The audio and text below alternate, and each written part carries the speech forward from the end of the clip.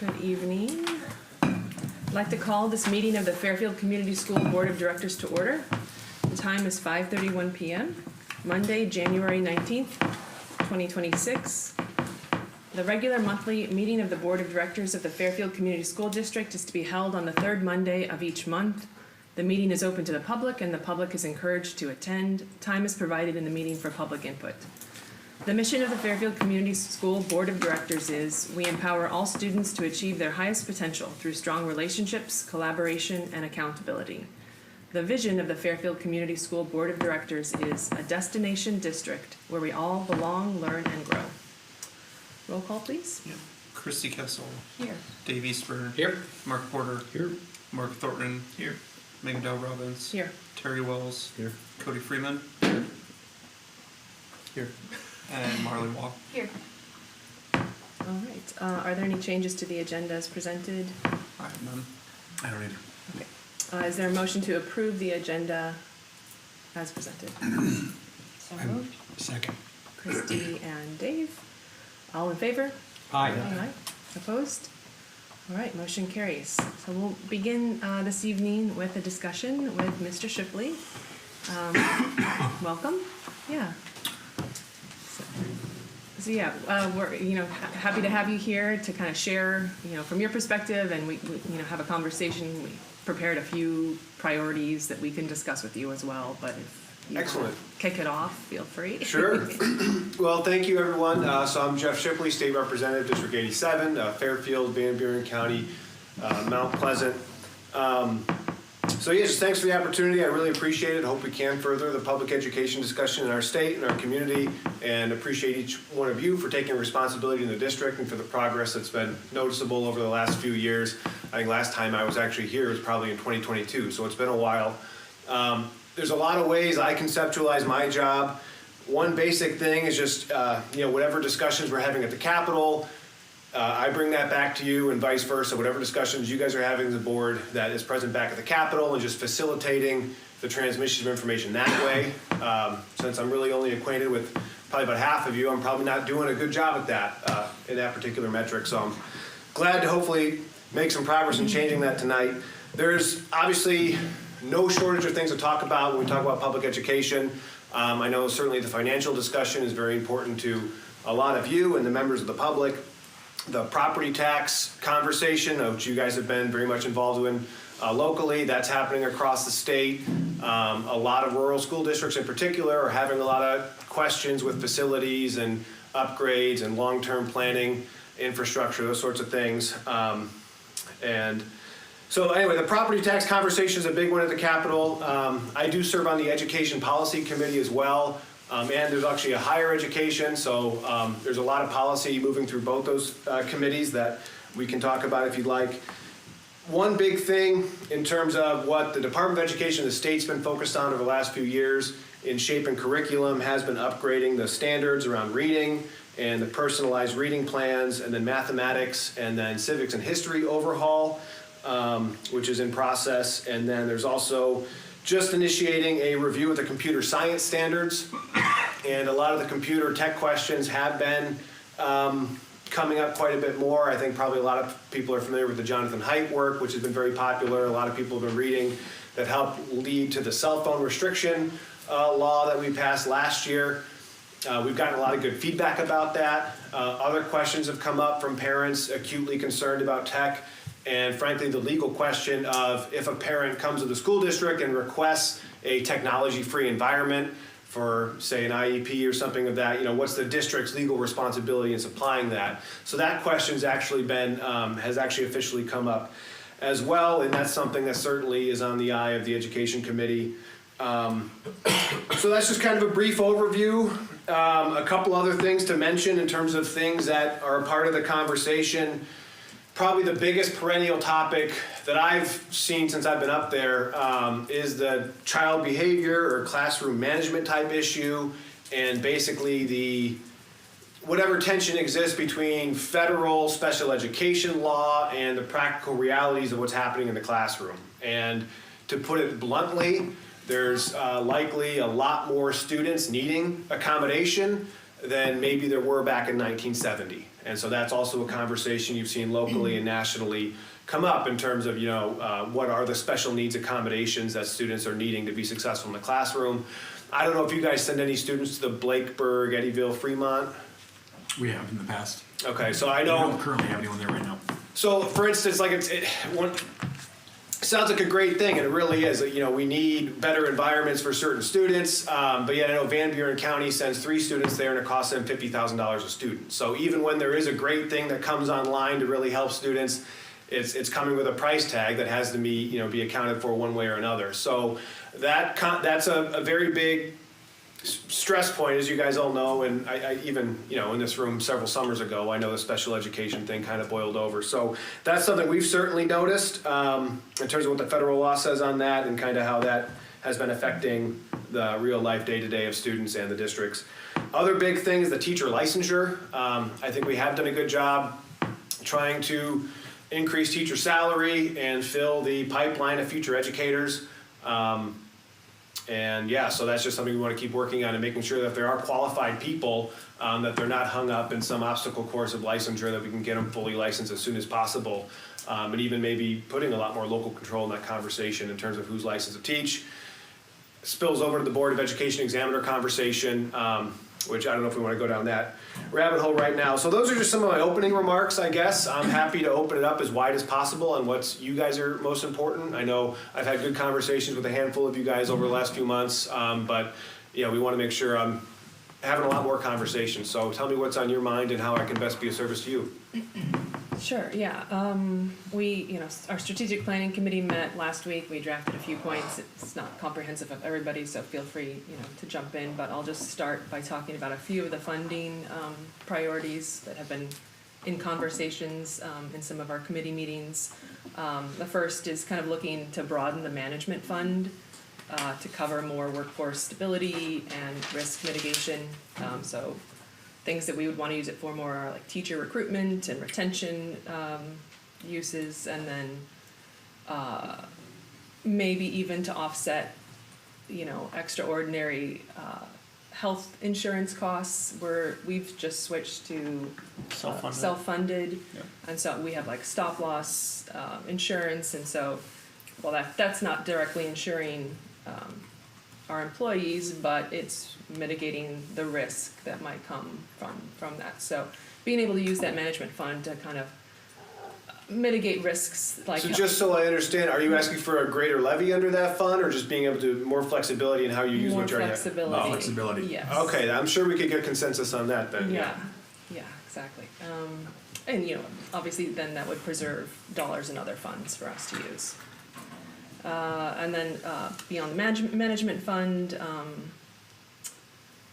you might speak to this a bit, Evan. Our categorical at-risk funding has been, it was frozen at 4%, and I guess districts across the state range from 1% to 5%. It'd be great if we all had the ability to go up to that 5%. Am I saying that clearly? Okay. I think that was on the floor last year though too. That at-risk bill, I think it died on the floor last year. So in 2012, there was like a cap. I think we were managing levies again, but you said the flexibility to tax up to 5% or 1%, and the board decided that every year. But in 2012, they capped that levy with where you're at that year. Okay. So Fairfield was at 4%, but we can't go up to the 5% anymore, even if the board wanted the opportunity. There already was legislation drafted to fix this, is that what you said? In 2012, as this one took place, and last year there was one on the floor to essentially do away with it, to open that back up. A bill? And then it Yes. failed. Okay. So, Yep. Yeah, and I hope you're gonna follow up by email on all this. I'd love to get the Yeah, work I as can- I soon can as back send- yeah. tomorrow. And then, obviously, in SSA, making sure that is, obviously that gives us the ability to provide high-quality instruction and to support a high-quality workforce. Pay the competitive wages that we need to pay to be that destination district that we want to be. And so, that needs to keep pace with inflation and with, cost of living increases that everyone is experiencing, so. A question on that, so I didn't deliberately omit that, but so the governor came out, her kind of benchmark proposal was 2%, which has been rather typical. I don't know, some of you guys came up last year and took part in how difficult some of those unpleasant discussions are. Typically what happens is the House kicks up a little higher number and the Senate has a lower number. I'm hoping we can get that resolved up front. Typically what we've seen is, 2% and then some, and then we try to either, paraeducator pay or increase transportation equity or other certain categoricals. So that conversation should be happening soon. On the inflation thing, because obviously I've heard this every year, and I guess the feedback that would be most helpful for me, if there are specific budget line items that you are seeing a specific amount of inflation, I know, for instance, a lot of people with insurance costs, those have risen quite a bit year over year, or if there's a particular, line item. I guess I just want to get a little more granular than just basing off a CPI figure, but any more figures, you know what I'm saying. So, Yeah, so Yeah. CPI is a common thing that I know we reference a lot, but the other big piece of SSA that we take into consideration when we're setting our annual budget is the arbitration law. So we know if we were to get sent to arbitration when we're negotiating wages, it's 3% or CPI, whatever's lower. So for Okay. clarity or for transparency, we budget 3% every year. So if SSA comes in at 2% and for some reason CPI is 3.1, I know they're gonna get 3%. So I'm already behind, so mathematically. so it's the CPI that's mentioned in your labor contract specifically, what you're describing to me, right? That's law. That is a law, That's okay. all. That's arbitration law. Okay, my So- apologies then for my, Yeah, so appreciate you that's- cleaning up my remarks then. So when you hear us talking, correct me if I'm wrong, we budget 3% every year, just assuming we might have to see an Okay. arbitrator. We don't, but When we settled a 5-year contract last year, so it's not gonna impact us in the near future, but, as things continue to kind of change and with uncertainty, it just can be hard at times for some people to see. Well, no, so obviously fair enough on the CPI point then, but still, if there is a particular line item where, hey, our cost is 10% or 20% higher than it was last year or the year before, definitely feel free to flag that. That's the Yeah, kind the of only data thing I would points we say need to that know. that specific kind of line item work would be anything construction related over the last couple of years Mm-hmm. definitely has gone far above what the cost of living and the increase has been. That's definitely a space, and we can use PEPAL and SAVE for some of that, so it doesn't impact the bottom line quite as intentionally with the SSA, which is what we've done. So Well, so I know the complaint in the school nutrition budget is definitely valid, that the state's as meager reimbursement is, the state very flat, and I think some of those federal dollars have too. So I know there are places in the budget where expenses are exceeding or probably higher than CPI in a lot of instances, so. property and casualty insurance too. We've seen a lot of 13% raises there. 13% increases. And so, yeah, the state has tried, I wouldn't say the state, an entity within the state has tried to help districts so you can lower that a little bit, and we joined 130 some districts, right? Yeah. To do that, so, In the insurance pool, Yeah. yeah. is that 13% over 1 year? Yeah, so it's 13%. Yeah. So, I mean, those are numbers that, for me, do kind of invoke a lot of fear. I think the one kind of saving grace in the economy is price of energy is low, but as a lot of people have talked about, rural Iowa has not seen a lot of growth. Our local manufacturers are flat, minus Dexter with their expansion. So that's a very important conversation we need to be really realistic about in terms of, what are our short-term prospects and the global macroeconomic indicators we're seeing. So, yeah, not to get too off track, but that's why I also kind of encourage this is a good time to be very conservative with the budget, which you guys have, done in terms of building up that unspent authorized budget. Because I don't know what the economic future holds, I guess what I'm trying to say, and it's hard to, I don't know, I don't want to be pessimistic necessarily, but I don't want to be, you know what I'm trying to say, just who knows what the future. I guess one thing I've been telling myself is during Trump's first term, we had COVID. Now we're in the second term, so whatever's going to happen might be 2 or 3 times more as crazy as that. So just be prepared for the unexpected, I guess what I'm trying to say, is how I'm approaching the job. Dave? So, I know the governor came in with a position on save funds for the future. What's the legislative on the use of save funds and those kind of things, some taking it back? I thought that was already good for like 2045 or something. I don't know the status of that. No, so yeah, there's a proposal to move roughly 30% of the current SAVE funding out of save into the general fund. That was in the governor's proposal? Yes. Yeah. So this is the first time I'm hearing of it. Yeah, so, and this is something that I think, for us, just in the real time, kind of making a decision on what we're gonna do with our next construction project in the middle school. I think, at our next board meeting in February, we'll have a vote that connects directly to bonding capacity towards those saved dollars. And I'm hopeful that we can get that done prior to July 1st if something were to change, right? Because if it Okay. does change, then I think that's gonna lower the capacity that we have. Does that fit your timeline, that you would be able to get something you pull the trigger before? It does, but at the same Okay. time, it's like, is that best use of those dollars to move into the general fund when, like you said, 2045 is when they were allocated to continue to kind of stay there, right? Well, that's allocated to school back to the state general fund is what you're referencing. right? Correct. Yeah. Yeah, we and the rely- intention of them is to help, Infrastructure. yeah, and be more equitable across districts that are wealthier or not as wealthy, so that's. Or buy down the levy. That was the Yeah, whole buy mission. down, to save people from It poverty. was kind of sold as a property tax relief measure as recently as 2019. I don't know the exact year that it was scheduled to be good through, but I didn't, again, my apologies for not being more prepared. I didn't realize the governor proposed that. Not to get into the weeds too much, the challenge that some of the Ways and Means Committee is running into is they want to fix some property tax dilemmas. And if you raise the sales tax, you trigger the I Will Outdoor Recreation Trust Fund, which a lot of people have been very hesitant to do. So I think therefore they're trying to soak up some other revenue. So on these specific notes, I would also just throw out here now, I think this forum is great.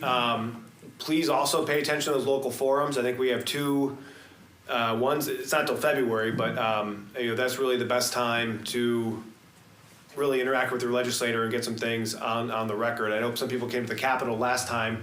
Sometimes that can be a productive trip, sometimes not, but those weekend forums for some of those types of issues, be sure you're making sure your voice is heard there, or that the district has somebody there to say these things. So I would imagine we're gonna be collecting feedback. And again, it's been a pretty perennial conversation, and in some ways, we haven't made a lot of progress in the last 3 years. It has been very frustrating, and so we're feeling a lot of pressure to get something done. And what exactly that looks like, I think, is to be determined by the public input we get, so. Yeah, and obviously, you've seen how the GO bonds have worked for us over the last few years.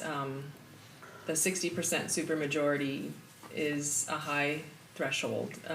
Other states around us, like Illinois, Minnesota, Nebraska, Wisconsin, they're all 50% plus one, or 53%. They're a lot lower. So it's just, this threshold really makes it difficult to address the critical facility needs that we have. And what it's doing is we have clear community support. 58%, 56%. We're up there. But every year that this doesn't pass, it's getting a lot more expensive to address our needs. So instead of saving taxpayer money, we are in fact creating a much larger, financial problem for our community. So anyway, just as a measure of trying to really be fiscally responsible, I would look at not needing such a high threshold. There is a lot of considerations to that conversation. I don't know if, I think the threshold is recently within the last 3 or 4 years. Just the other side of that is you are taxing people's property for a period of 10 or 20 or however many years. That is a pretty blunt use of government force where, you'll probably think this is stupid too, but like for the people who voted yes, and it fails, I don't know if there's a way we could put an envelope in with their ballot that they're more than happy to finance their share for a year, or if there's a way, okay, I can give you this money up front, maybe my property's only taxed for a lesser period of time. It's just, from the political, it's just the political philosophy of taxation and just how far you can take things. So, I don't have an easy answer to that or how that's going to look in the future. But thankfully, at least you do have the save dollars and other things in place that you can move forward with some facility. And I think that's the other big thing too for the board members, that a lot of these projects, do have a 5, 10, 15-year horizon, that we have good community members at the helm to guide through long-term capital infrastructure projects, especially in an inflationary environment. That's no easy task, and you need good, steady leadership for years at a time. I know there was a bill that got killed last year that wanted to require school districts to, accumulate more capital up front before they could ask the taxpayers. Groups like Farm Bureau were in favor of that, and so there are other people kind of pushing the conversation from the other angle. I think one thing is, are you guys currently restricted to only bond once a year? Yeah, that's Yeah. the other part I was gonna bring up. That is changed that- recently too. So I think some people are looking to possibly unwind that. But again, I do know there's other legislators who, they're talking about moving things on the even years, that they don't like the low turnout that we have in, local elections in the odd years, and then maybe we gotta put everything on one ballot, and maybe that changes outcomes somehow. So there are a lot of voices in that discussion. But yeah, it was very interesting. At least, the ballot measure did drive turnout. It was kind of the top of the ticket item that a lot of community members had a lot of opinions on. But yeah, I was surprised. I thought it was gonna pass this time, so I was surprised it didn't. Yeah. Is there very many legislators up there that have pushed to change that supermajority? I mean, it's just such a hot topic with so many districts. In The state. 60%? Yeah, I just can't believe that there hasn't been more representation up there trying to I push it the other think way. we saw it about half and half, that some districts went down in flames, but other districts with, like Des Moines School District had a huge overhaul that passed overwhelmingly, and other districts were able to make it pass.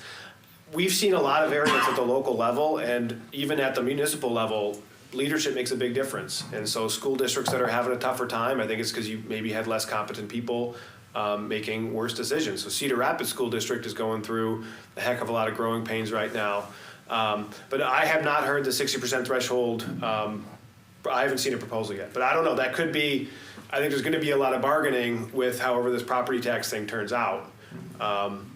So again, Well, the more highly populated areas like in Des Moines and whatnot, they have a lot higher tax-based access, so lots of times it's not affecting their property taxes individually as much. Not to mention, you're not diving into a rural community that doesn't have a vested interest in the district itself near as aggressively either, so.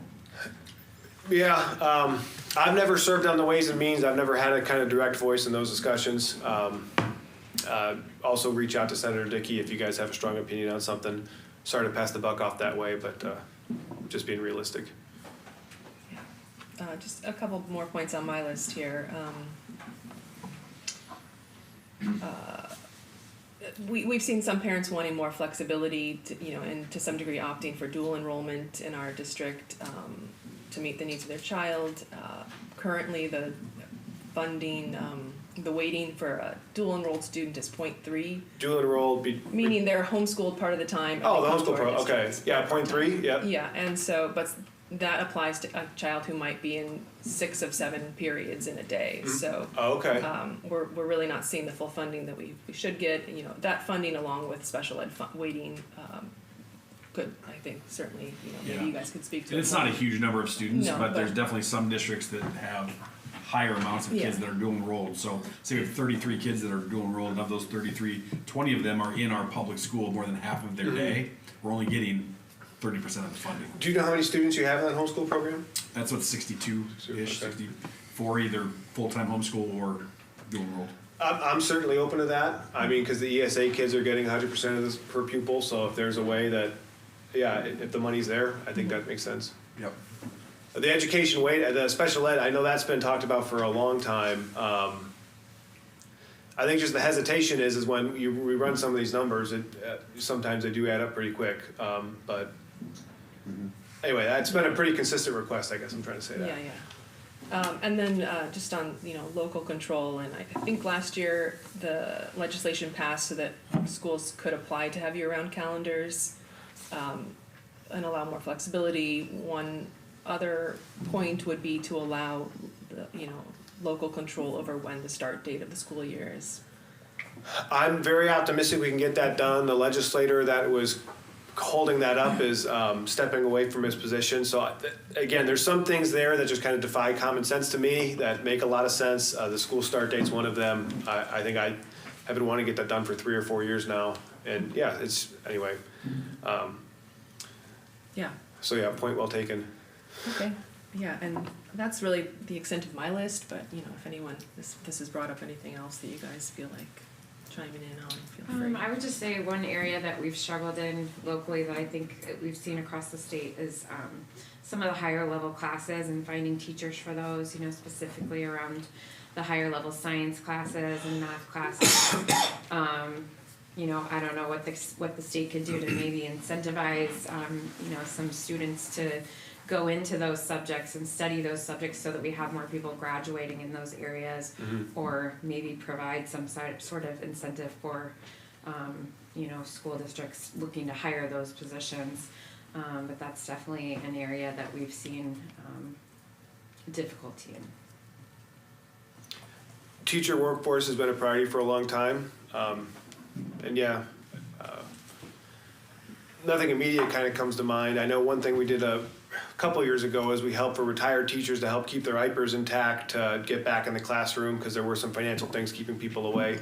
So if there's anything specific you think we can do, I'm happy to help. Otherwise, like, I have talked to people that I feel would make great educators, just they don't want to spend 18 months trying to get a licensure and a certificate. But if they are qualified, making sure there's no obstacle there. So, and that's been very frustrating too, because we actually did pass a law designed to really accelerate teacher licensure, and then somehow when the Department of Education brought it online, we ended up not being anything. So this is another frustrating part of the job, is you think you're doing things to improve the situation, and you find out that, oh, for whatever reason, it fell through the cracks of the bureaucracy, and it didn't work out as intended. But yeah, anything else, if there's any other ideas or suggestions on how to cater those people. Again, as you mentioned, a destination district and having a really high quality of life here and a cool town to attract cool people and engage the entire community. I think just in general, there's been a lot of conversation about the generation gap between teachers who've been around for 20 or 30 years versus the newer generation and their ability to engage with students, and that there is, you know, an art form to it that's not necessarily built overnight. So, yeah, I don't know. We hear all sorts of complaints, so I don't know. Sorry to ramble off on that. Yeah. Anyone else? Yeah, I really appreciate your time. Yeah, Thank it's you. good to Thanks. start this Thanks. conversation. And Yeah, I appreciate the opportunity. It's good practice. Again, I should have brought a card or an email, but hopefully I'm easy enough to get a hold of. If anything else comes up, please let us know. Our first funnel deadline is already in a few weeks. We should have those SSA numbers soon. But anyway, yeah, feel free to stay in touch. And again, just great to be with you. So Thank you. Thank I'll let you guys have a good meeting. Thank you. Thank you. See ya.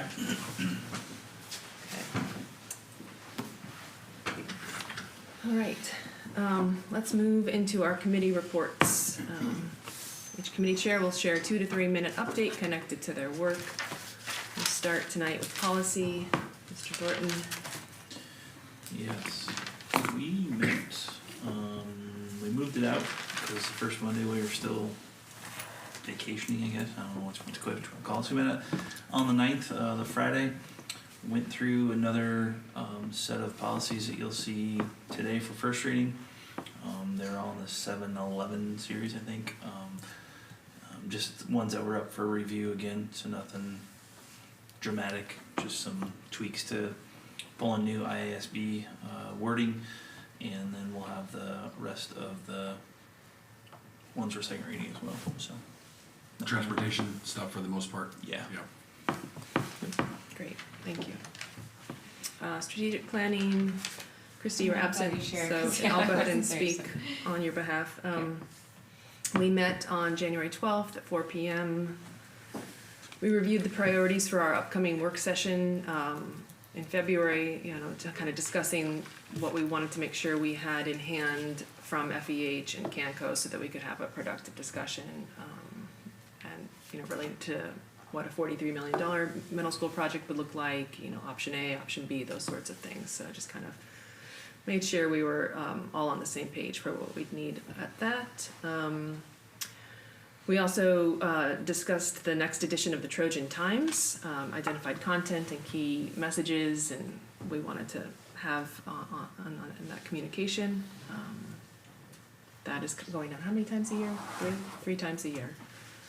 And then we also discussed notes, talking points for our meeting tonight with Representative Shipley.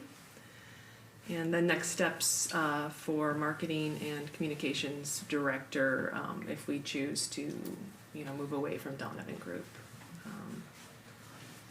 Yeah, I met with Yeah. Jerry and Evan. Yeah.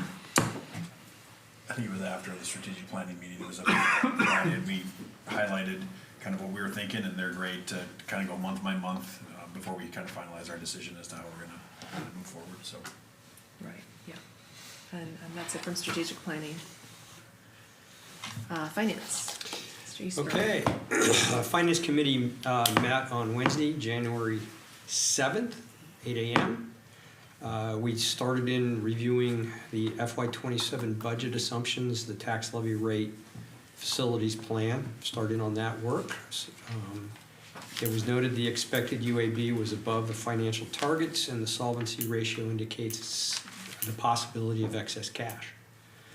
So capital allocation decision needs to be made to investing into the district to achieve a return on performance for taxpayers.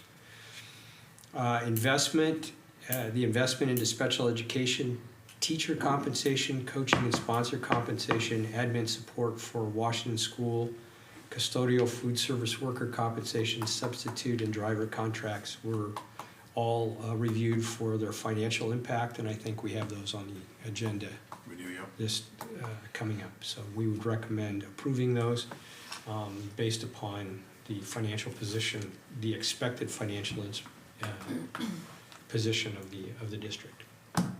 Anything else, Megan, Terry? That's it. Okay. Operations, Mr. Yep. Porter. Yep, we met on Tuesday, January 13th, and met about 4 o'clock in the afternoon. It was a pretty simple meeting. We primarily just talked about the middle school next steps, and then we looked at the upcoming projects throughout the upcoming year. The middle school is just this kind of the same thing that we've been talking about. Talked about the current property tax levy and what the property tax levy would be if we were to pass a bond. We also talked about the upcoming contract with Carl A. Nelson and all that entails, basically between the FEH structural assessment cost, the Canco cost, and the full envelope cost. I think we're looking at that costing around $14,000, and I think we will be voting on that coming up on the upcoming February 19th meeting. I know everyone's a little bit hesitant about spending that money, but in my mind, we have to figure out where we're going to move forward from here, and I think that's money well spent to come up with a deciding factor on what we want our next steps to be as far as the bond goes. We discussed the 3 options that we talked about in our last work session. Of course, it was fixing and repairing the existing building, the phased approach to building a new building, or tearing down the existing building and building a new building. Of course, that is the option we've been trying to do for several years now and has failed about 3 times now. So have to talk about that upcoming as well. And then talked about all the upcoming projects throughout the upcoming year. I don't think anything is coming to a vote tonight, but they do have a pretty extensive upcoming list. That kind of entails replacing basketball hoops at Washington, which would be approximately $8,000. New gutters at the administrative building, which would be approximately $4,500. Replacing IT outlets, which should be $7,300. The new softball fence, which is a high ticket item, which will cost about $71,000. But of course, I think we did that last year at the high school baseball fields. So that's something a lot of the softball families have been requesting as well. Our new school sign at Washington, which would cost approximately $15,000. Water fountains and bottle fill stations, I think they estimated that around $2,800, and then seamless gutters at Washington, which I don't have a note on the price for that. But none of that's coming to a vote tonight, but those are just kind of the upcoming project list that they're looking at throughout this year. So just kind of be mindful of that as we're making all these decisions moving forward and how to address the middle school options as well. Because just keep in mind, what we decide to do with the middle school, that's going to have a huge effect on the money in the budget that we have to attend to all these other issues throughout the rest of the district. So we're going to have a lot of big decisions to be making in the next several months. So that's about it. Yeah, and we are tonight looking at that Canco proposal. So Oh, it is just- tonight? I thought it just was an February addition, 19th. yeah. New business, yeah. HR negotiations, Mr. Freeman. We met on Thursday, January 8th at 4 p.m. We'll have admin representing Fairfield School District at the University of Northern Iowa and Iowa State University's career fairs. we kind of echoed Dave's report here, but we discussed the special education stipend, the substitute teacher and driver contracts, custodian and food service wages and benefits, which are all on the agenda for tonight. Great, thanks. And welcome, Marley. Do you have a report you'd like to share? Yeah, I have a few things. Overall, like this month, like the school had got new cafeteria seating, which gives like the students more places to sit, which was really nice. Students seem to really enjoy that. Seem to be like socializing more, from what it seems like. And then Key Club, our community service group at the school, is planning on making Valentines for the staff and teachers to show their appreciation to them, which is I feel like is a nice thing to do, and just because we want to appreciate our staff as best as we can to. And then we have a basketball game tonight, and we've had several games throughout the month, and I just wanted to compliment the players on their hard work and determination. And also we have speech competitions coming up this weekend, so good luck to those in that. Great, thank you. That's it, right? We hit everything. All right. Do I hear a motion to approve the consent agenda as presented? So moved. Second. All right, it's been moved and seconded. Any discussion? Is there anything we need to be mindful of in that? No, I just make sure you look at those quarterly financial reports. We're sitting in a really good spot, so, again, just thankful for the continued, work by all of our people, to be mindful of how we're spending money. And the 5th grade lunch price is decreasing from $3.30 to $3.15. All right, all those in favor? Aye. Opposed? Motion carries. All right, moving into public participation. I have none. We have no public participation this evening, so we'll move along into new business. Do I hear a motion to approve the middle school building envelope and site assessment proposal as presented? So moved. Second. Moved by Mark Porter, seconded by Mark Thornton, and I'm sure we'll have a little discussion here. So yeah, Mark Porter, obviously you spoke to this, and I think we've all reviewed this in our work session. So my question is, what's the timeline? Will it, because we're gonna have to be making some decisions early. Is this gonna be in April by the time they get it? It doesn't seem to me that their timeline's meeting up with the decision timeline that we're gonna have, or are we gonna be delaying it until after we get, is the intent to delay it until we get this information? The only part that's really gonna be, I would say, fully delayed is the envelope assessment. So, FEH was actually on site today at the middle school for probably 5-6 hours. We're gonna have some good information to bring to the table on February 9th for that work session, but we won't have that building envelope assessment that Canco is hiring that we try to get it over Christmas during the warm period, but they really need 10 days at 40 degrees or higher. So it's gonna be whenever we get that. So I would say April at the earliest, probably, yeah. That one component. An important note on that one is we had a question around, do we need a full-blown one, or do we have to do the envelope assessment? Can we just do it in specific criteria? And we talked about that in our Friday meeting with FEH. I think Yep. Megan was there. She was. And part of that envelope assessment was a thermal imaging of the whole building to find leaks. Not necessarily just water leaks, but like where like air is coming in and drafting. So that's kind of the response to that. Do we have to do a full-blown one? I'm sure we can tweak it, but the full-blown window assessment and airflow was kind of their response on that. So are we gonna have enough information to make a decision between our courses of action before April? I think we'll have information that we haven't had yet come February 9th connected to cost. But as far as the full-blown assessment, no, we're not gonna have that February 9th. But we're gonna have more information that we've had so far we meet with them again, in a week and a half to kind of see where they're at with that, with both Kenco and FEH. I mean, with you guys' opinion, I mean, when do we need to be making this final decision by, I guess, Dave? I mean, what's kind of our date there, I guess? Well, I think that the sooner the better.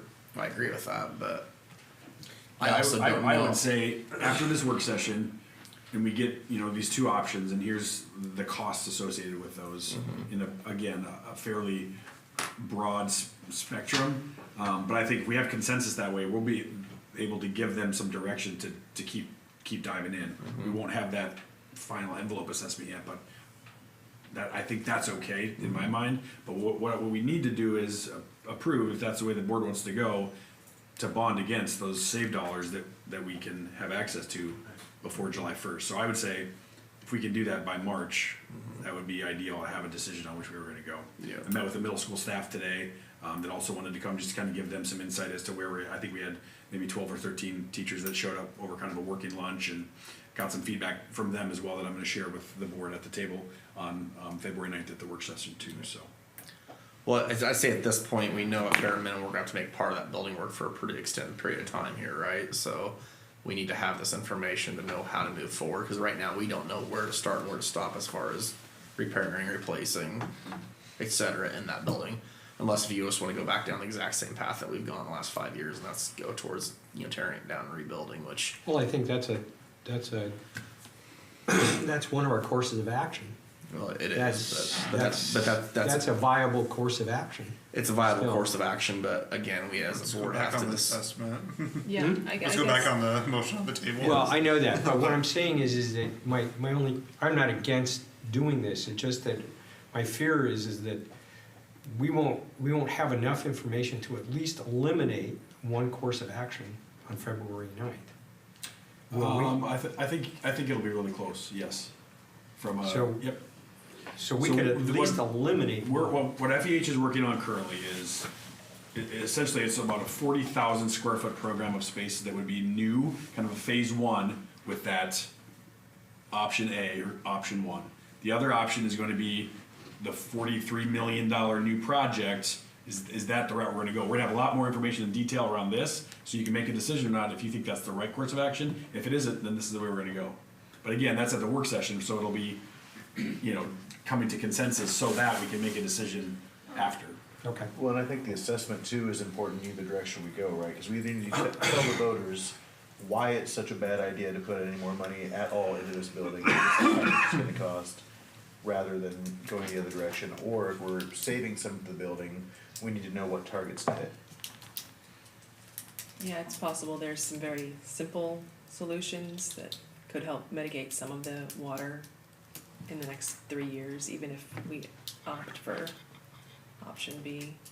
I don't know, we just don't know what we don't know, I guess, in terms of that building. I think most people in that building probably believe your major problem areas is pretty targeted in certain areas of that building, you know, and I think you know they can help us dive into that. And we can make decisions moving forward on what we can try to keep of the building or not keep as part of the building and move forward, you know, because again, a total tear down and rebuild is something that, you know, we're gonna have to reevaluate if that's the right move at this point or not. So Did they tell us when they're gonna start the initial assessment, or are they not gonna start any of it until they can do Yeah, it? he was on site all day today from FEH. He came and got all the original plans that they saw and had access to. So with us even not approving this or going forth with it? They're just doing that. So, because I said, I want you to have this, and they're not charging us. Gotcha.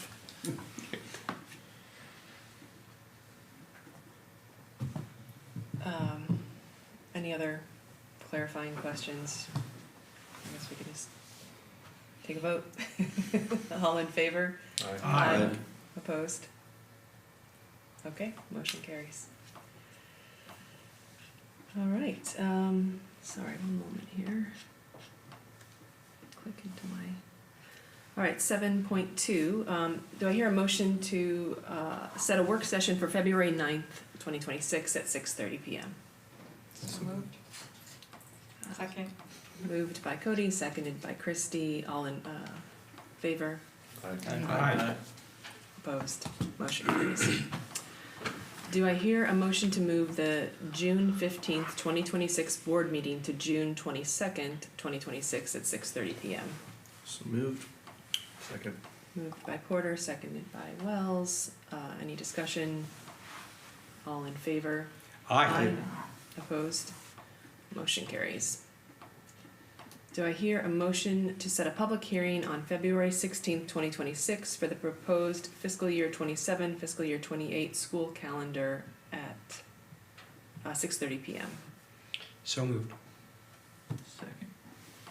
Moved by Eastburn, seconded by Thornton. Any discussion? All in favor? Aye. Opposed? Motion carries.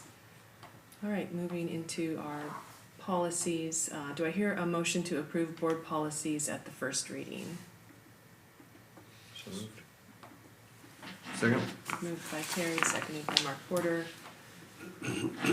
Any discussion? All in favor? Aye. Opposed? Motion carries. Do I hear a motion to approve board policies at the second reading? So moved. Second. Moved by Dave and seconded by Cody. Any discussion? All in favor? Aye. Opposed? Motion carries. Do I hear a motion to approve the board policies for removal? Do I need to read these or no? No, okay. Do I hear a motion to approve board policies for removal? So moved. Second. Moved by Mark Porter, seconded by Terry Wells. Any discussion? These are no longer required by IASB. All in favor? Aye. Opposed? Motion carries. All right. 7.6, do I hear a motion to approve the custodial and kitchen staff proposals as presented? So moved. Second. Moved by Christie, seconded by Mark. Any discussion, clarifying questions? I think we've all looked at this a fair amount in committees. All in favor? Aye. Opposed? Motion carries. 7.7, do I hear a motion to approve the substitute teacher pay rates as presented for the 2026-2027 school year? So moved. Second. Moved by Christie, seconded by Cody. Any discussion? All in favor? Aye. Motion carries. Any opposed? Sorry, motion carries. Do I hear a motion to approve a 3% increase on all drivers' contracts? So moved. Second. Moved by Porter, seconded by Eastburn. Any discussion? All in favor? Aye. Opposed? Motion carries. 7.9, do I hear a motion to approve the issuance of a professional services contract for all special education certified staff? So moved. Second. Moved by Christie, seconded by Mark Porter. Any discussion?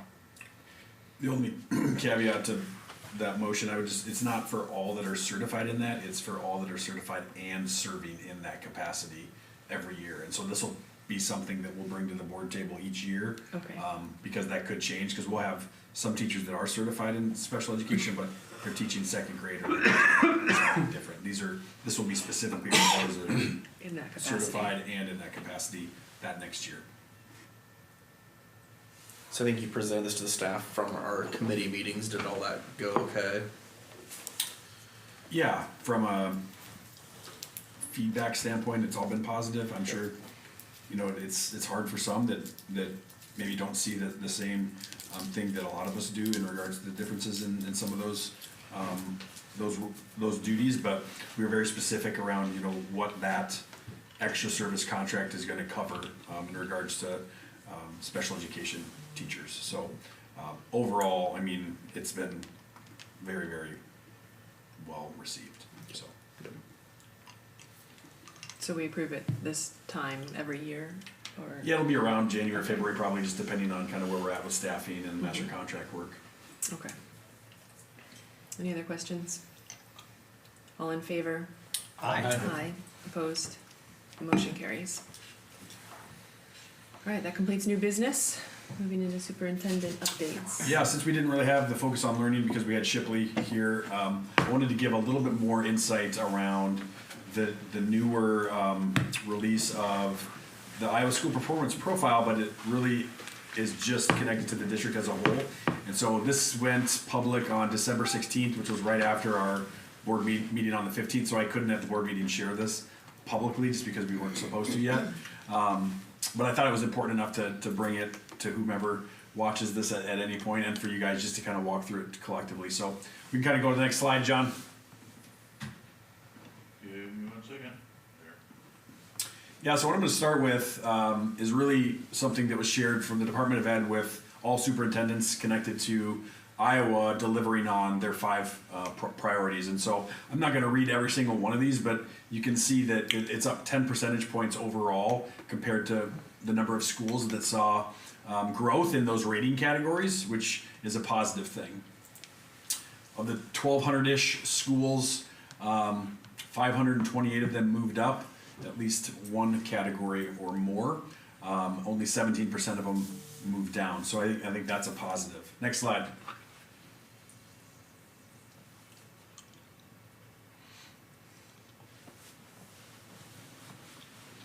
Yeah, 11% increase in proficiency from 23-24 to 24-25. We'll see where that lands come, end of April, early May. This year, again, the Department of Ed has placed a lot of priority on creating these individualized plans, both in ELA as it was, and now math, which starts right now. So it's going to be a lot of extra things for our teachers from a duties kind of accountability standpoint, but it's part of our mission.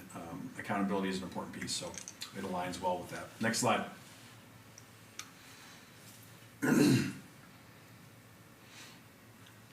Yeah, so again, since the pandemic, you can kind of see where we were at from a chronic absenteeism standpoint, seeing significant decline in that number over the last 4 years as a state.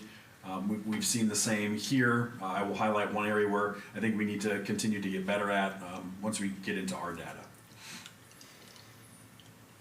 Next slide. Now I think this might be a little bit deceiving potentially, just based on kind of some coding inconsistencies. But if you see, a 76% rate increase over 2 years is really, really high. And I don't truly believe that we've seen that big of an increase in the number of students that are involved in some type of work-based learning, CTE kind of world. I do think there was a component of consistency around how we were coding certain courses in classes. Kids were in them, they just may not have been pulled that way based on sched codes or how they were coded. So it's still a positive that this is something the state's prioritizing, and we are as well. So I'm excited about that too. Next one. And this comes back again directly to the school performance profile, the number of schools that need kind of that intentional support. You can kind of look at that, the data there.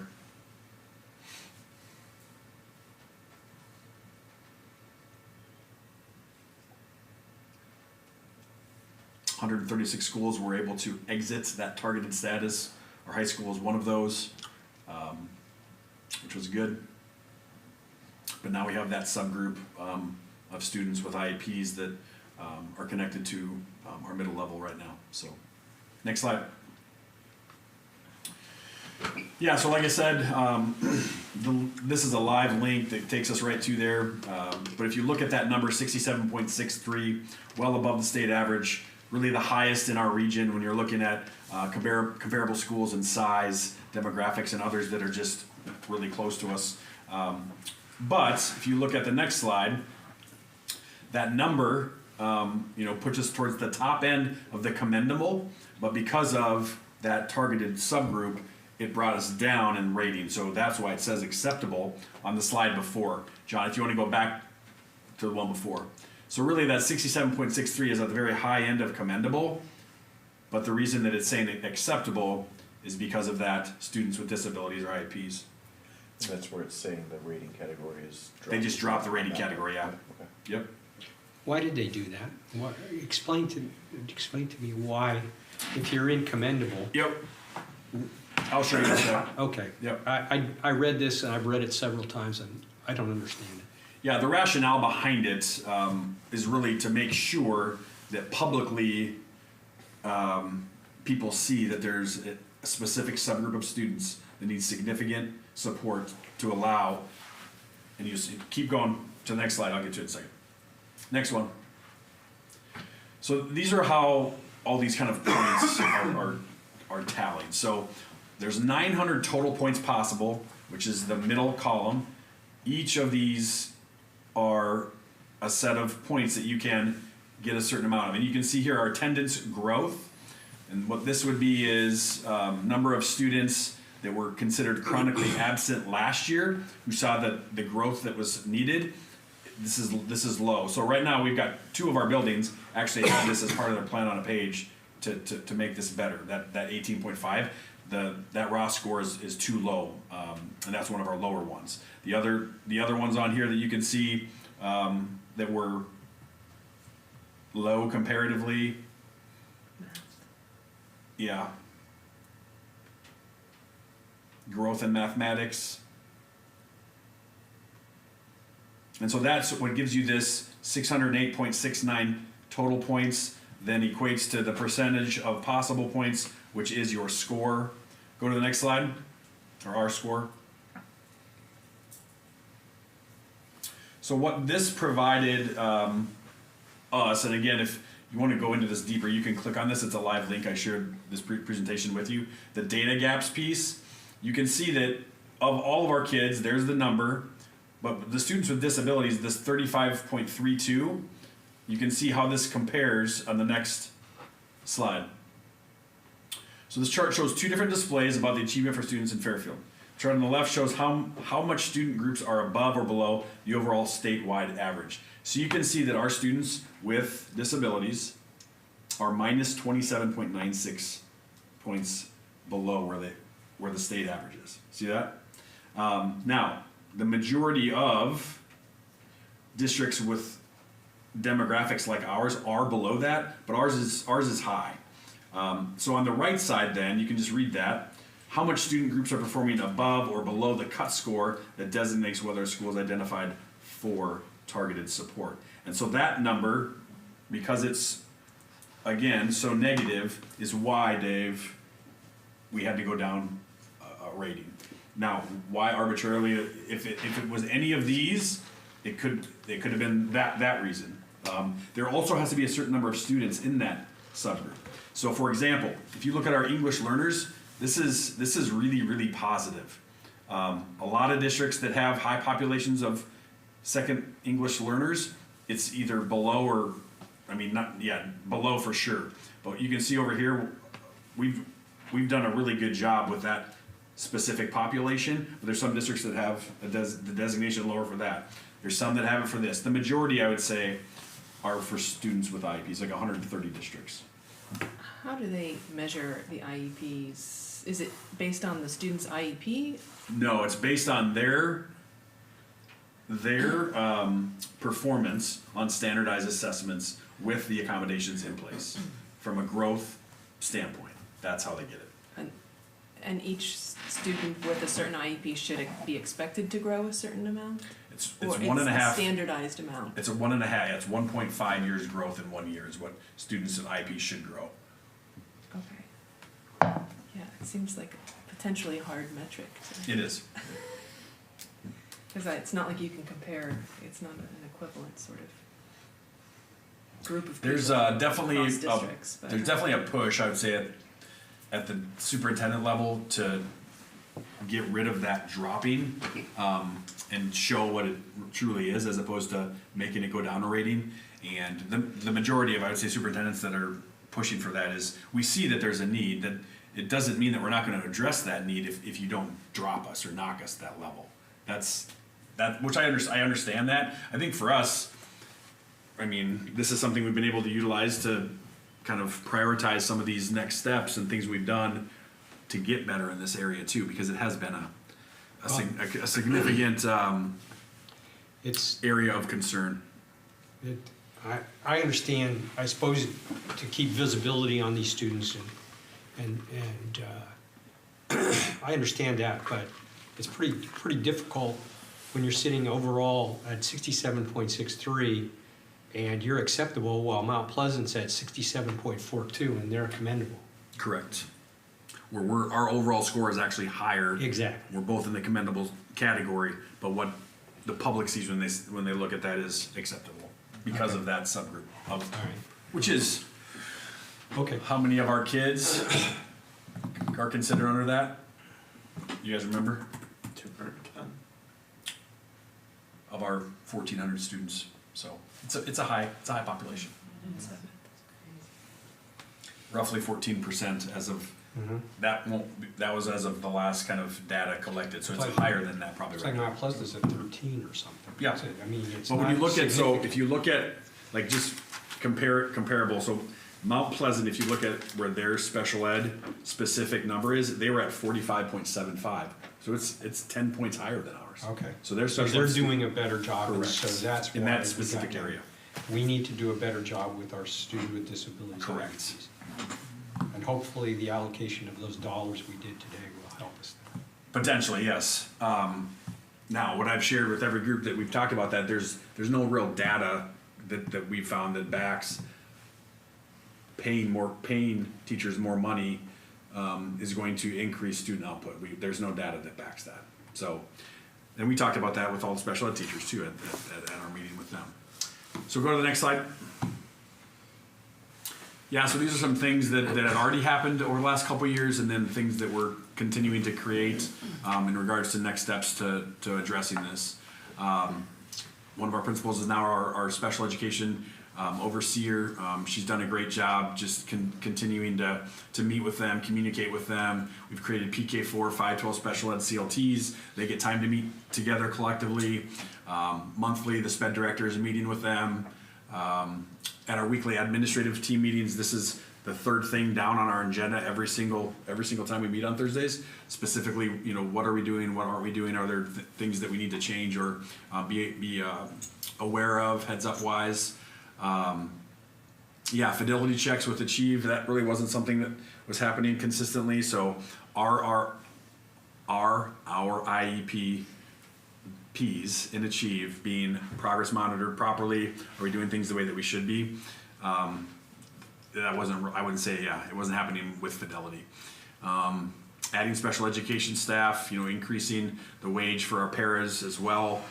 Those are all connected directly to students with IEPs, and then this creative compensation for the 22 special ed teachers we have currently. So those are all some next steps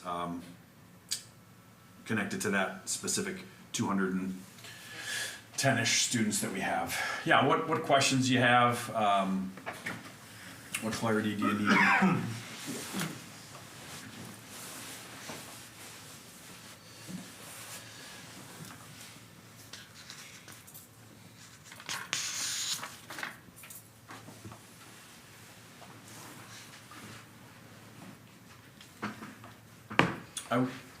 One of the big celebrations, again, I just want to reiterate it. John, if you go up like 2 slides. Yeah. So the English learners, the EL, when you look at again, I've got 1, 2, 3, 4, 5, 6, 7, 8, 9, 10, 11, 12, 13 districts that I looked at. A fair amount of those don't have enough students in that subgroup to even have a rating. But of the 1, 2, 3, 4, 5 that do, I mean, we're almost 20 points higher than all of them. And that could be, the demographic of our ELs may be different than other places too, so that's kind of hard to compare, but that's a highlight for sure. The other thing I wanted to hit on just update wise, this is something that Indian Hills provides us, just a showcase of last year's current enrollment, the profile of how many kids took a class. We had almost 200 students.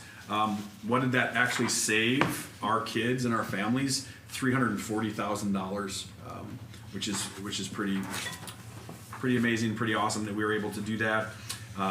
It's only going to continue to grow too. So this is just a document that they provide, and I wanted to share it with all of you so you've got it. I think that's probably good update wise.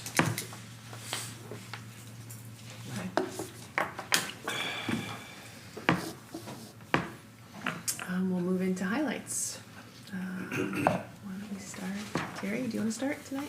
Sure. Just thought it was good to see the financial reports looking positive and also looking at the rating system. I know it's not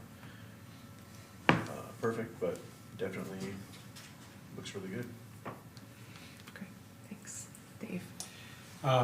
Yeah, to piggyback on that, I'm very happy with the financial position of the school district and going into FY 2027 and the ability to reallocate some of those dollars back into and reinvest them back into our classrooms and our teachers. And even though there's not a correlation, it's kind of the measure that we have to give our taxpayers a return on their investment with us is the performance that they see. So I was happy that we could do that. Marley, we just kind of share a highlight from the meeting or from Okay. the week. One of my highlights was that there was a 10% overall school improvement rate. And then just like looking at this, that there are pretty high success rates for people taking the classes in high school, college classes. Great. Cody? Very thankful for the private donations that were in the consent agenda there to local churches and an individual family. I think that's just so amazing of them to think of the district and think of the kids that might be the less fortunate to have food or milk every day. So I'm twofold though, so that's number one. And number two would be the compensation increases. I think we're, again, very fortunate to be in a situation where we have the funds available to compensate our staff and for the job that they're doing. Great. Mark? I would certainly like to echo everything that everyone just said, especially the stuff, the compensation that Cody just said. But I'm really like to see what Indian Hills has done with concurrent enrollment with the high school. The fact that there was $340,000 saved in tuition by our students, that's fantastic. I've also noticed that there's a lot of kids that are starting to get out of these four-year schools in 3.5 years because of all these early credits that they're getting built up in high school, which is phenomenal. It's really given all these kids a big jump start on life, and I'm really thankful for what Indian Hills has done for our community and what it's doing with Fairfield High School. I think it's a great community college, and I think we should all be very appreciative of what they're doing for the community here. So it's fantastic. So. Agreed with everything Mark just said. It's a great partnership for us. Also echoing everything surrounding the financials. It feels great to feel like we're able to, be adding positions and giving our staff, increased pay versus, cutting positions and, just how far we've come in such a short time and all the hard work that all of you guys have put in to get this turned around in such a short time period, I think is really cool. So I think that we all just need to definitely celebrate that. Thanks. How do you say ditto without saying ditto? A lot of the same things, so it's always good to give back where we're seeing increase from the good decisions being made as well. And I think just the last couple meetings we've had, there's just been good discussion,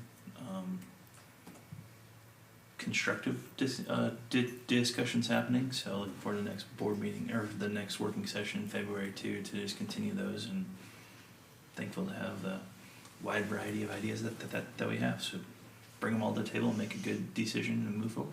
I just want to add one more thing that I just remembered. So specifically around special ed, I just feel like that was such a huge thing that I kept hearing from our employees. When I first got on the board, was that, we were really lacking in that area and in the support of our employees and how overwhelmed they all felt. And so, just your work around that and being able to provide some of that support and reward them for their work really, I feel like, is making an impact. So. Yeah, even though there's no correlation, maybe if there is retention of teachers and, culture changes and the outcomes do change.